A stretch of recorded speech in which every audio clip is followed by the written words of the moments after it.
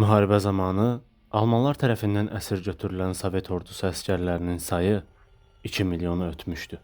Əsir götürülən Sovet ordusu əsgərlərinin düşərgələrə doğru uzun yol qət etmələri, soyuq hava şərtləri, yorğunluq, tibbi ehtiyacların qarşılanmaması minlərləəsirin yoldaca həlak olmasına səbəb olurdu. Yorğunluqdan geridə qalan əsirlər isə yerindəcə güllələnirdilər. Almaniya tərəfinə əsir düşən Azərbaycanlıların sayı ilə bağlı müxtəlif rəqəmlər irəli sürülür.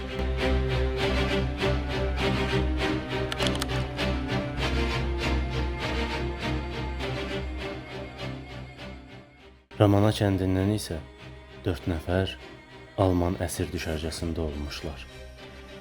Həmin şəxslər Əhmədov Alqulu, İbrahimov Əhməd, Vəliyev Süleyman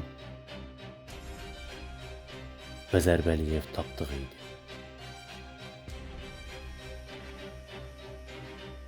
İbrahimov Əhməd Ukrayna uğrunda döyüşlərdə Almanlara əsir düşür.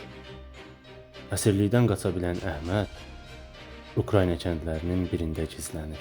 Yalnız müharibə bitdikdən sonra vətənə qayıdır. Bəzi əsirləri isə daha çətin şərtlərlə üzləşir. Onlar əsirlikdən yaxa qurtara bilsələr də vətənlərinə qayıda bilmirlər. Çünki Sovet hakimiyyəti əsirlikdə olan əsgərlərə qarşı sərt davranırdı. Onları Sibirə sürgün edirdi. Zərbəliyev Tapdığın döyüş yolu Avstriyada bitsə də, əsirlikdə olduğu üçün onu Sibirə sürgün edirlər. Ailəsi isə 1942-ci ilin mayında Tapdığın itkin düşməsi barədə məlumat alır. Tapdığı isə ailəsinin ölüm xəbərini eşidir. Bu səhv məlumat Tapdığı ailəsindən ayrı salır. Bu səhv məlumatın üzərindən illər ötəndən sonra Zərbəliyev Tapdıq ailəsinə və vətəninə qovuşur. 14 illik vətən həsrətinə və ayrılığa son qoyulur. Süleyman Vəliyev də əsirlikdə olan Ramanalılardan biri idi. 1942-ci ildə Kerç uğrunda döyüşlərdə əsir düşür. 1944-cü ildə əsirlikdən qaçaraq partizanlara qoşulur. O, Mehdi Hüseynzadə, Mirdamət Seyidovla bir dəstədə olur. Sahili muhasireye alın, şehirde partizanlar var. Partizanlar. Bəs siz kimsiniz? Kiminle danışırdınız? Hesabat vermeyeceğim, amel edin. Dayan. Vəsiqələrinizi göstərin. Bu partizandır. Biz yoldaşlarını aktarırıq. Partizandır? Bəs siz kimsiniz? Hans, bunlar partizandır. Eller yukarı aktarın. Bu ne komediyadır? Həmidə qurtardı mənim əzizim. Çoxdan qurtardı. Sizi xəbərdar edirəm. Bu zarafatı boşlamazsanız özünüzden küsün. Unutmayın, bize xüsusi tapşırıq var. Bunu unutmuruq. Hətta kimin tapşırığına əməl etdiyinizi də bilirik. Buyurun. Cənab Şultzun verdiyi xüsusi vəsiqə. O sizə belə vəsiqə vermiş, bəs niçin öz əmrinə görə dünəndən küçələrdə 2-2-3-3 gəzməyi qadağan etdiyini bildirməmişdir? Sizi xəbərdar edirəm, cənab Zəli. Saxla, Gestapoda danışarıq.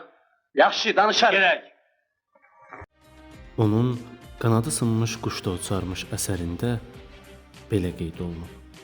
Bizim alayımızı 1941-ci ilin avqust ayında İrana göndərdilər.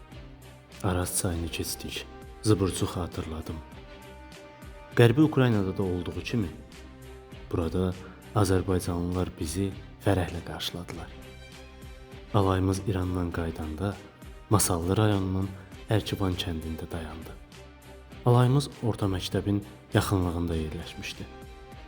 Burada Ramanalı dostum Mehman Əliyevlə rastlaşdım. O Ramananın ilk maarifçilərindən biri olmuşdu. Burada müəllim işləyirdi. Sonralar Mehman müharibədə qəhrəmancasına həlak oldu.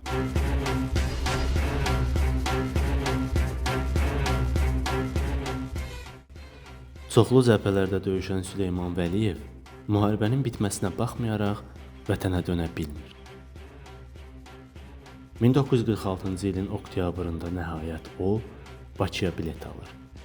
Lakin çox ac olduğu üçün bileti satıb çörək alır. Qatarın tamburunda 5 günə Bakıya çata bilir.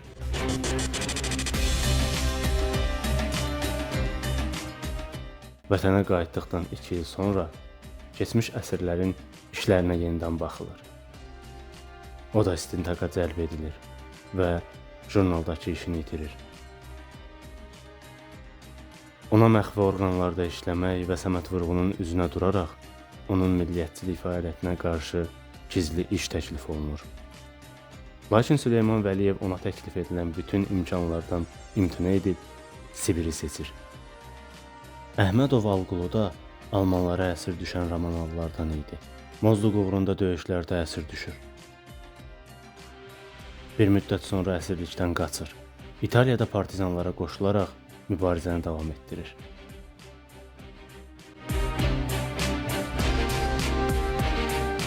Qələbə xəbərini elə orada alır, lakin vətənə dönə bilmir. Bir sıra Avropa ölkələrində yaşayır, sənədləri olmadığı üçün onu incidirlər. Neytral ölkə olan İsveçrəyə gedir. Oradan yalnız 1959-cu ildə vətənə qayıda bilir.